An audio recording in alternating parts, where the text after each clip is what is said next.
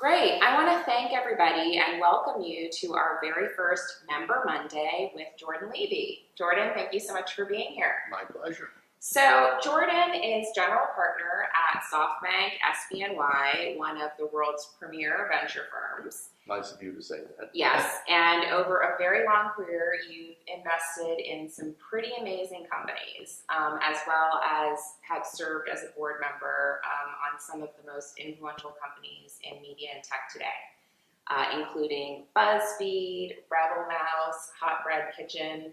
Can you tell us a little bit about how you got into venture and why you've been so successful?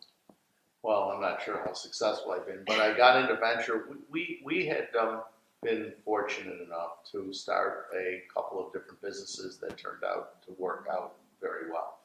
And the last one was a business in the services space. And we came across and got to meet Masayoshi Son, who was at the time, still is the CEO and founder of SoftBank. And so when we were involved early on with Masa's career at SoftBank, we were growing our business very rapidly, and this was the early stages of the internet. And at the time, Masa kept pushing us to invest more heavily in the internet and do more things with the internet. But he also said, if we're going to deploy technology, we should invest in these companies because we're going to basically bring them to market. So we started to, and one of the early deals I was involved in was E-Trade. And no one had heard of E-Trade at the time, and we ended up doing the services work for them. And ended up investing about $11 million, and it was turned out to be a very good outcome. And it was early in their business, and we started to do more and more of that. And finally, we grew very rapidly this business, and we were using capital. And Masa basically said, guys, why don't we? We're putting this money into new facilities and new people and new technology. If we invested in the internet, this was the 1998 mentality. We could take this money and we'd be worth $1 billion in 6 months. So why don't we sell it and I'll put it all on the internet? And that's sort of how we ended up thinking at the back end of our career, we'll be venture capitalists, right? This will be fun. That's great. We didn't realize it was a real business. So, having kind of been there from the beginning and really having the vision around investing in the internet and why it was important, can you tell us a little bit, did people think this was a contrarian view at the time? How do you think you sort of knew this was going to be the next big thing and transformative for business? Well, in fairness, I'm not sure that I knew. I certainly went through my ups and downs in the space, but it was hard to be dumb in 2000, in 1999, 1998. It was hard to be dumb. Everything was just going really at a pace that was unprecedented. It all came crashing to a halt in 2001, 2002, by the way. But what we understood about this was that it was the nascent time in the industry. Companies were going to succeed and fail, and that it wasn't just about technology because we had been successful in building companies. It was about the team and the people. And so we sort of looked at things a little differently. All these companies that were, burning capital at unprecedented levels were not going to be necessarily successful unless they had brilliant management. Jeff Bezos, perfect example, Amazon in its early stages. And so we were looking heavily at management teams, and that's why a lot of our companies, not all of them, not for sure all of them, but a good number of them survived and succeeded and ended up delivering outstanding paydays. That's amazing. And so, absolutely agree with you. Management is so important. What are some of the things that you look for in a really great management team or founder? Well, I think that clearly if you have the opportunity to have a team in place, it is a real advantage. And what you look for in that team is cohesiveness, coordination, consistency, and cooperation, if you will. I guess I have made up a bunch of C's, but not intentional. That's great. You can trademark no, that. No, I want to. But it's all about the team. Yeah. And it's about a CEO or a founder who, frankly, has both the vision and the talent in the sector or area that she or he is capable and knows best. I think when you have the smartest person in the room syndrome, it's probably a recipe for disaster. What do you mean by that? Well, there's a lot of people think that they're the smartest people in the room. They know everything. Right. And typically, most of the entrepreneurs that we meet are first or second time entrepreneurs. Second time is much better than first in most cases. But they have a lot to learn, and they have to. The most important thing for them to learn is they have to know what they don't know, and they have to rely on managers, and they have to rely on advisors. They have to rely on others to help guide them through this minefield that they're about to enter, which is to try to build a great business. Everybody will look and see the story of Mark Zuckerberg, or they'll look to see maybe Evan Spiegel is on that same track, or you look at the guys from Uber, or you look at Bill Gates going back to my generation and growth of Microsoft, or Larry Ellison. I mean, we know them. For every one of them, there's 500 of those guys that we've never heard of again. Yeah. So it's not so easy. And a lot of times, the thing with an entrepreneur and a founder is they have to understand, in many cases, maybe I should have somebody else run my business. Mm-hmm. And our company, the second company, that company I was talking about, we hired a CEO. It got very big.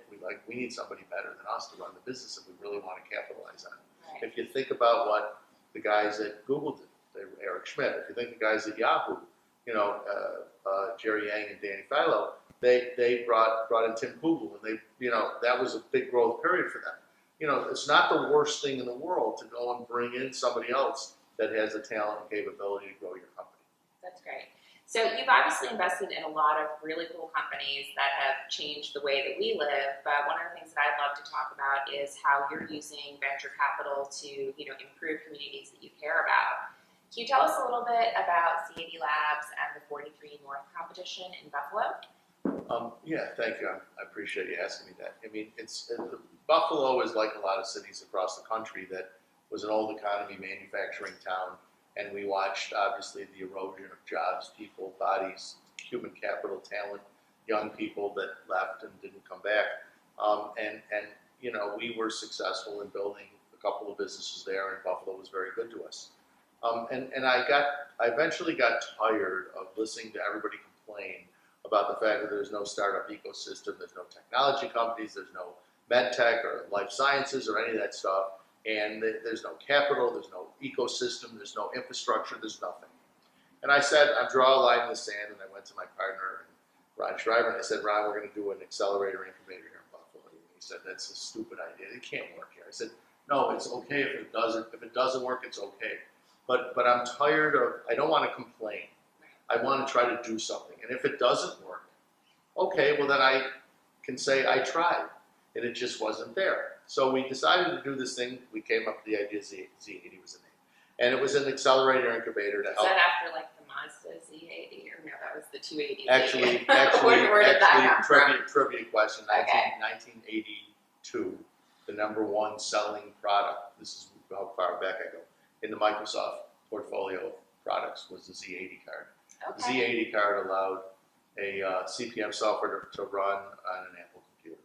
Okay. Which is the first Apple computer, is the Right. Apple II. So it was an interesting product.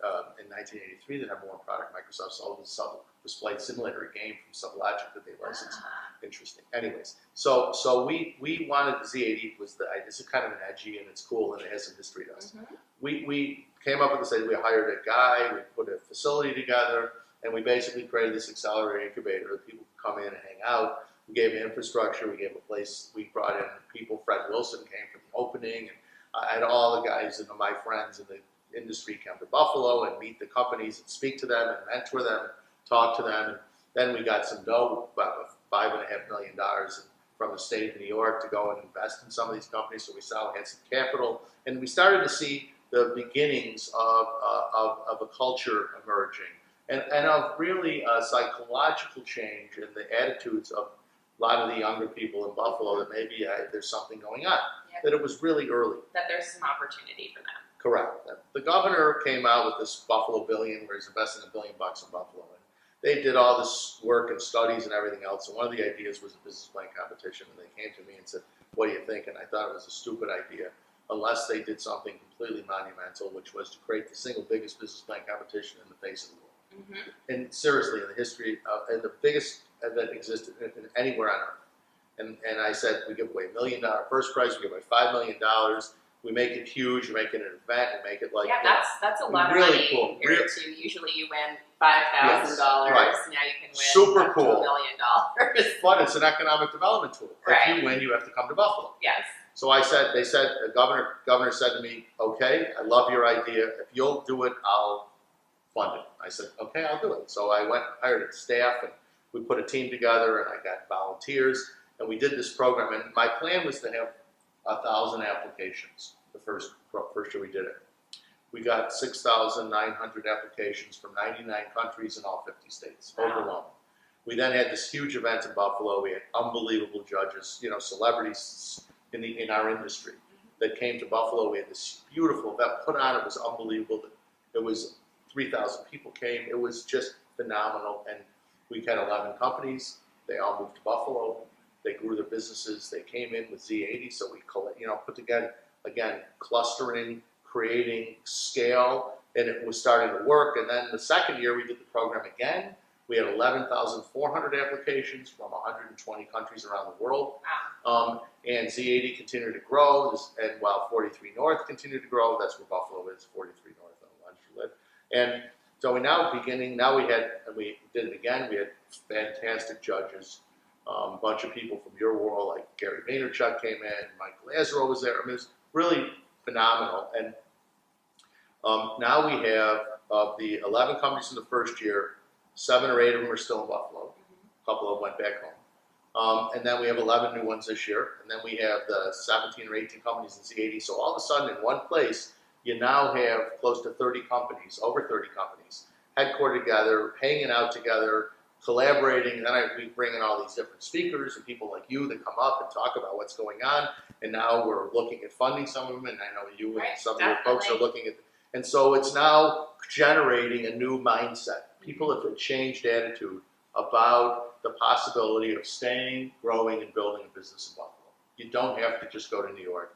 You don't have to just go to Silicon Valley. You don't have to leave. You might be able to stay and grow. That's great. Well, I think it's amazing that you're taking, what could have potentially been, an increasingly depressed environment, urban environment, and really creating a ecosystem for entrepreneurs, right? Well, we're not alone. I mean, Dan Gilbert has done this in Detroit. Right. Tony Shea in Vegas is trying to do the same thing. Yes.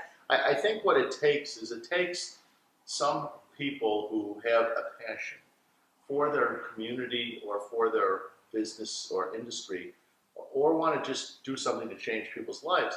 And we do it in lots of charitable and philanthropic work. This is the same thing. It's trying to help the long-term viability of these communities. And so, you just decide, okay, I'm going to just do something. And it's not that it's easy, but it's amazing how many people will join you in the cause once there's a little bit of activity. Everybody's afraid to sit in the front row. But once the building is filled and there's like great famous people up on the stage, then people want to sit in the front row, they want to be close to them. So that's kind of what we try to create.